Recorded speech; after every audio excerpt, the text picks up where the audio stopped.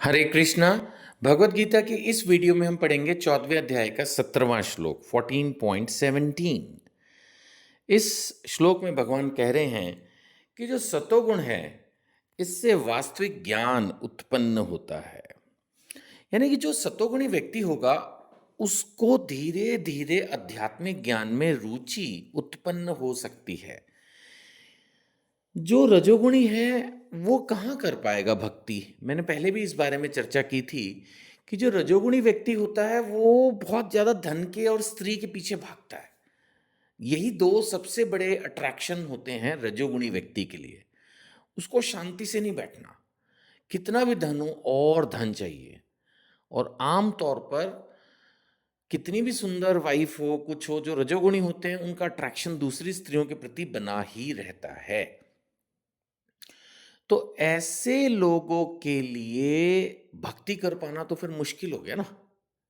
वो बात अलग है भगवान की कृपा हो जाए, पिछले जन्म के उसके संस्कार हो, माता पिता ने कुछ समझाया हो, कोई संग मिल जाए, मित्र मिल जाए, गुरु की कृपा हो जाए, ऐसे होने पर वो धीरे धीरे इधर जा भी सकता है। अब मान लेते हैं कि दान देने के उद्देश्य से ही वो किसी मंदिर गया, अस्पताल गया, वहाँ कोई ढंग के अच्छे लोग मिल गए समझदार, उन्होंने उसको कहा भक्ति की तरफ जाओ, उसमें गया। अगर उसकी पिछले जन्मों से इस जन्म में कुछ रुचि थी तो हो सकता है कि वो डेवलप हो भी जाए, चांस कम। लेकिन अगर सतोगुणी व्यक्ति है तो वो तो पहले ही शांत नेचर का है, उसको ये सब चीज़ें अच्छी ही लगती हैं। सो देर इज अ चांस कि सतोगुणी व्यक्ति जो है वो शुद्ध सतोगुण की तरफ जाए, यानी भक्ति की तरफ जाए, वास्तविक ज्ञान उसमें उत्पन्न होने लगे। राइट। रजोगुण से भगवान कह रहे हैं कि लोभ उत्पन्न होगा। लोभ क्या है? ये मेरा है और ये भी मेरा हो जाए, ये लोभ है। चाहे मैं उसके लिए एलिजिबल हूं या नहीं हूं, लेकिन मेरी इच्छाएं अनंत हैं। लोभी, जिसके लिए मैं एलिजिबल नहीं हूं वो भी मुझे चाहिए, लोभ है।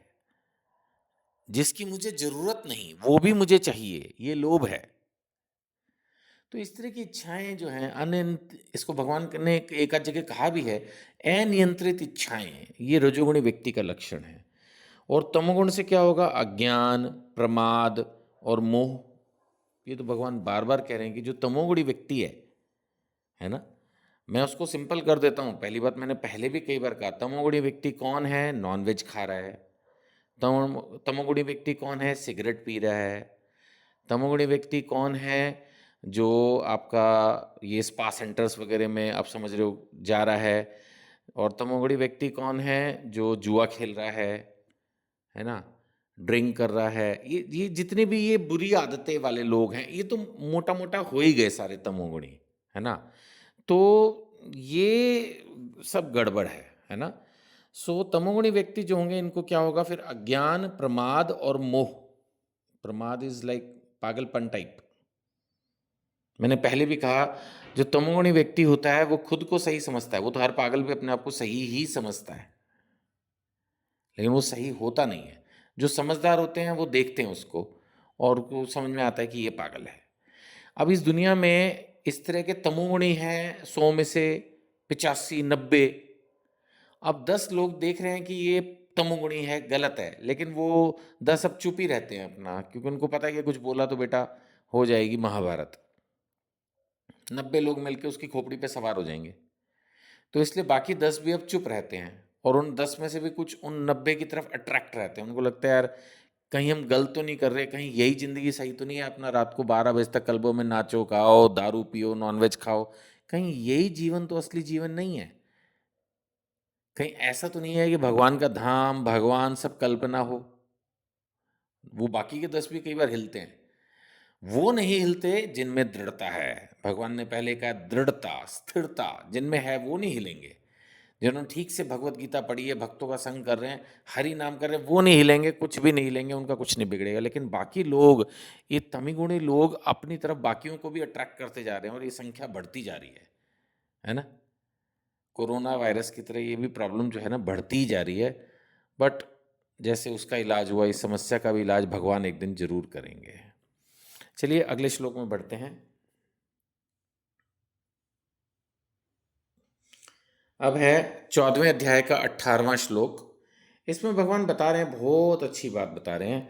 वो कह रहे हैं सतोगुणी व्यक्ति जो है वो उच्च लोकों को ऊपर जाते हैं, डेफिनेटली स्वर्ग लोकाज उनको मिलते हैं। सतोगुणी है भाई, किसी का बुरा नहीं करता, यथासंभव दान देता है, ज्ञानी है, दार्शनिक है, यानी कि फिलोसोफर है, साइंटिस्ट है, भले लोग होते हैं, शांति से जीवन में रहते हैं, अपने परिवार का लालन पालन करते हैं, यथासंभव समाज की मदद करते हैं, ये अच्छे लोग होते हैं तो उनको स्वर्ग मिलता है। लेकिन ये भक्त नहीं होते समटाइम्स, इसलिए इनको भगवान का धाम नहीं मिलता। ठीक है ना। तो सतोगुणी व्यक्ति क्रमशः उच्च लोगों को ऊपर जाते हैं। भगवान ने कहा बहुत बढ़िया, अच्छा है, ये लोगों को मैं ऐश करवाऊंगा, इन लोगों को मैं पुरस्कार दूंगा। लेकिन रजोगुणी जो है इसी पृथ्वी में रह जाते हैं। वैसे भी उनका रहने का मन भी यही करता है, उनको मेहनत करने का कीड़ा होता है। उनको लगता है मैं अपनी मेहनत से ना हिमालय पर्वत खड़ा कर दूंगा। तो भगवान कहते कर भाई, अब तेरे को अगर इतनी मेहनत करने का शौक हो रहा है। अब कोई आदमी कहे सर आपको मेहनत से क्या प्रॉब्लम, मुझे कोई प्रॉब्लम नहीं है, करो जितनी मर्जी मेहनत करो, लेकिन उतनी मेहनत करके जितनी जरूरी है, बाकी की बची हुई मेहनत भगवान के नाम के प्रचार में लगा लो। मुझे ऐसा लगता है वो ज़्यादा अच्छा है। अगर आप हिमालय पर्वत खड़ा कर रहे हो, जैसे मैंने पहले बोला, मेहनत करके, तो अपने और अपने परिवार के लिए ही कर पाओगे ना ज़्यादातर तो। लेकिन अगर आप थोड़ा सा अपना टाइम बचा लोगे, एनर्जी बचा लोगे और वो कृष्ण के प्रचार में लगाओगे, तो कितने लोग सुधर सकते हैं, कितने लोगों को जीवन का अर्थ समझ में आ सकता है, मानव जीवन का लक्ष्य समझ में आ सकता है। सो दैट वे मैं बोल रहा हूँ कि जो रजोगुणी व्यक्ति है उसको ना तो खुद धाम में जाना है, ना किसी को लेके जाना है। जो खुद ही यहाँ फंसा हुआ है और वो यहीं खुश है, मान लेते हैं इस फसावट में भी वो खुश है, वो महान नहीं है, वो बेवकूफ़ी है। मतलब आई एम सॉरी, ये धरती पर भी अगर कोई बहुत खुश महसूस कर रहा है, और अगर मैंने पूछा, बहुत लोगों से पूछा है, बिलीव मी, मैंने अपने जीवन में बहुत लोगों से पूछा, वो कहते नहीं हमें यही ठीक है। मैं उनको अगर बताने की कोशिश भी करूं कि कोई भगवान का धाम होता है, वहाँ जन्म मृत्यु नहीं होती, बुढ़ापा नहीं होता, वगैरह सब बेकार है, यही जीवन है और मैं इसमें खुश हूँ, मुझे कोई प्रॉब्लम नहीं है। तो ये सब रजोगुणी व्यक्ति हैं। जब ये खुद ही नहीं धाम जाना चाहते तो ये क्या प्रचार करेंगे और क्या प्रचार में मदद करेंगे, नहीं। और भगवान कह रहे हैं जो बहुत जघन्य तमोगुण में स्थित हैं, गर्हित तमोगुण, मतलब जो मैंने अभी पिछले श्लोक की चर्चा में भी बताया, तमोगुणी व्यक्ति वो तो फिर नरकों को ही जाएंगे, और क्या होगा उनका। जब भगवान सतोगुणी को अगर पुरस्कार में ऊपर वाले लोकों में ले जा रहे हैं, तो फिर तमोगुणियों का क्या होगा। उनको लगता है कि वो बहुत महान है, रात रात तक वो जो भी दुनिया भर की उल्टी सीधी पार्टियां कर रहे हैं, आप सबको सब कुछ पता ही है। तो आप उनको क्या लगता है अगला जन्म उनके लिए पशु योनि पक्की है, नीचे के लोकों में जाएंगे, या फिर यहीं रहेंगे तो पशु की योनि मिलेगी। कर लो जितनी ऐश करनी है, और उसका भी कोई पता नहीं। देखो आप कितने बड़े बड़े लोग आजकल 30 35 40 में निकल लेते हैं, उनको लगता है यार ये जीवन ऐश करने के लिए मिला है। वो ऐश भी तो सर किसी भी दिन अचानक रुक जाएगी, फिर क्या होगा। अगले ही दिन आज आप बहुत महान हो और बड़े व्यक्ति हो, और आप दारू पी रहे हो और मतलब जो कुछ भी कर रहे हो सारे उल्टे काम, अचानक हार्ट अटैक हुआ, मर गए, और अगले दिन उसके कर्मों के अनुसार आप बन गए कुछ भी पशु, फिर क्या फायदा हुआ। सोचते ही नहीं कि अगले पल क्या हो सकता है। इसीलिए तो बोलता हूँ प्रमाद पागलपन है ना। इतने पढ़े लिखे समझदार होके भी कई लोग बिल्कुल भगवत गीता सुनना समझना ही नहीं चाहते। तो फिर उनको ये नहीं पता कि जीवन किसी भी क्षण खत्म हो सकता है और अगले ही जन्म उनको निम्न लोकों में, निम्न योनियों में जाना पड़ सकता है। नहीं सोचते, नहीं समझते, बताओ क्या इलाज है इस बात का। एनीवेज, आप सही चलिए और धीरे धीरे प्रयास कीजिए कि इस दुनिया में कुछ लोग जरूर, मुझे मिले हैं कुछ लोग, आप हो ना, आप सुन रहे हो मेरी ऑडियो, तो कुछ लोग हैं जो इंटरेस्ट लेते हैं, कुछ लोग हैं जो इंटरेस्ट लेते हैं, और हमें उन्हीं कुछ लोगों को अपना मित्र बनाना है और उनके बीच में ही प्रचार करना है। हरे कृष्णा।